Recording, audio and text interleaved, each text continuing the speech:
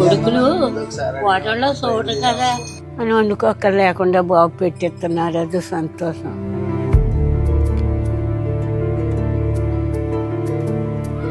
ఎవరు పెట్టుబడి లేక నాకు క్యారేజ్ రాశారండి. రాశారు 2 సంవత్సరాలు పెట్టాం. బాగున్నాయండి. ఊర్లో బుధవారం గుడ్డు చేప, ఆదివారం కోడి మాంసం. పశ్చిమ గోదావరి జిల్లా భీమవరం సమీపంలోని బీరవాసరం గ్రామానికి చెందిన రైతు తులసి రాంబాబు ఇలాంటి వారికి ఇంటికే క్యారియర్ ఉచితంగా పంపిస్తున్నారు. వండుకుని ఒప్పుకోలేని వాళ్ళకి తప్ప పేదలు అని కానీ, లేకపోతే కులం చూడడం, వయసు చూడడం, ఆస్తి చూడడం, వండుకుని ఒప్పు లేకపోతే చుట్టుపక్కల 18 గ్రామాలకి పంపిస్తున్నాం మనం. స్టిల్ ఈరోజు 160 క్యారేజీల వరకు వెళ్తున్నాయి. నేను గత 6 సంవత్సరాల నుంచి ఇది 7వ సంవత్సరం మొదలుపెట్టి. ఒక కూర, సాంబారు, 2 కప్పుల రైస్, పచ్చడి, ఇది మెను. ఆదివారం చికెన్, బుధవారం చేప లేదా రొయ్యల పులుసు లేదంటే గుడ్డు ఉంటుంది.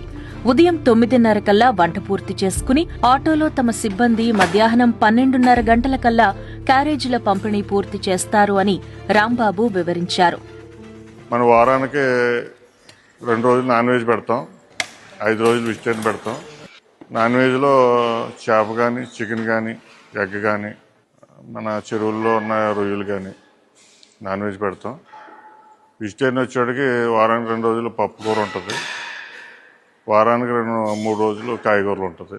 ఉదయం 6 గంటలకు స్టార్ట్ అవుతుంది వంట, సాయంత్రం మధ్యాహ్నం 9:30 స్టార్ట్ అవుతుంది ప్యాకింగ్, మధ్యాహ్నం 12:30కి ఇచ్చి రావడం జరుగుతుంది. బీరవాసరం చుట్టుపక్కల ఉన్న 18 గ్రామాల్లోని తమ పిల్లల నిరాదరణకు గురైన వృద్ధులకు, డబ్బుండి కూడా వండుకునే శక్తి లేని వారికి ఉచితంగా ఆహారం అందిస్తాము అని రాంబాబు చెప్పారు. చాలా బాగా బతికానండి.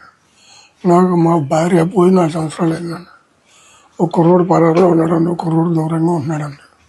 ఇంటికాడ ఎవరు లేరండి. ఇక అతను కదా రాంబాబు ఆయన క్యారేజ్ పంపుతున్నాడు.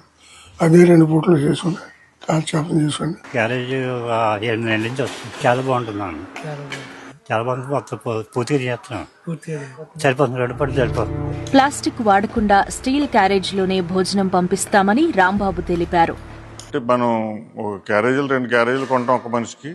ఒక క్యారేజీ ఖాళీ క్యారేజీ తీసుకొని ఫుల్ క్యారేజ్ ఇస్తాం. అంటే ప్లాస్టిక్ రహితంగా, ప్లాస్టిక్ ఏం వాడకుండా పెట్టాలని ఆలోచన. మనం పెట్టి ఫుడ్ వాళ్ళకి ఎక్స్ట్రా మనకి అలా ఎనర్జీ ఇవ్వాలి తప్ప మనం చేసేది మనకి వాళ్ళకి హెల్త్ పరంగా ప్రాబ్లం రాకూడదని అరుగుదలకు కరెక్ట్గా ఉండి ఫుడ్డే రెడీ చేస్తాం. తన సొంత డబ్బులతోనే ఇలా చేస్తున్నాను అని ఆయన వివరించారు.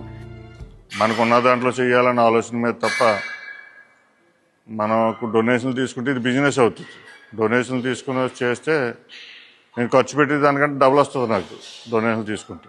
అలా ఇస్తానని ఆఫర్లు పెట్టిన వాళ్ళు చాలామంది ఉన్నారు. కానీ ఇప్పుడు కూడా మనం డొనేషన్ జోలికి వెళ్ళలేదు, తీసుకోకుండా చేయాలనే ఆలోచనే. ఎక్స్ట్రా గ్రామాల్లో పెంచే ఆలోచన అయితే లేదు. ఇచ్చేదంటే చుట్టుపక్కల గ్రామాలకి నా చుట్టుపక్కల గ్రామాలకి నేను సర్వీస్ చేయగలను తప్ప ఉన్న దూరాల వరకు మనం చేయలేము. అది ఆ బాధ్యత కూడా మనం నెరవేర్చలేము. మనం అన్యాయం చేసిన వాళ్ళు అవుతాం. మనం చేయాలంటే మన స్తోమత కూడా సరిపోవాలి కాబట్టి మనం ఇంతవరకు చేయగలుగుతున్నాం. అమ్మా నాన్నలను సరిగ్గా చూడకపోతే రాంబాబు నుంచి క్యారియర్ వస్తుంది అని, అప్పుడు సమాజంలో తమకు చెడ్డ పేరొస్తుంది అనే భయంతో ఆయా గ్రామాల్లో చాలా మంది పిల్లలు తమ తల్లిదండ్రులను బాగా చూసుకుంటున్నారు అని రాంబాబు అంటున్నారు. జనరల్గా ఏంటంటే మనం పంపే ఏరియాలో తల్లిదండ్రులు చూడలేని ఎవడో ఉండటం, అంటే క్యారేజీ అంటే భయం పెట్టలేని వాళ్ళకి. కొద్ది పరపతుండి అతను కొంచెం సంఘంలో కొంచెం పలుకుబడి ఉన్న వ్యక్తులు అయితే అలా తల్లిదండ్రులు చూడకపోతే రాంబాబు క్యారేజీ పంపితే ఆ పలుకుబడికి ఇమేజ్కి దెబ్బతింటుందని ఆ భయం మీద ఎక్కువ తల్లిదండ్రులు బాగా చూస్తున్నారు. దీని కాన్సెప్ట్ ఒకటే అండి, సర్వీస్ కానీ సేవ కానీ అనకూడదని నా ఆలోచన. బాధ్యతనే చెప్పాలి.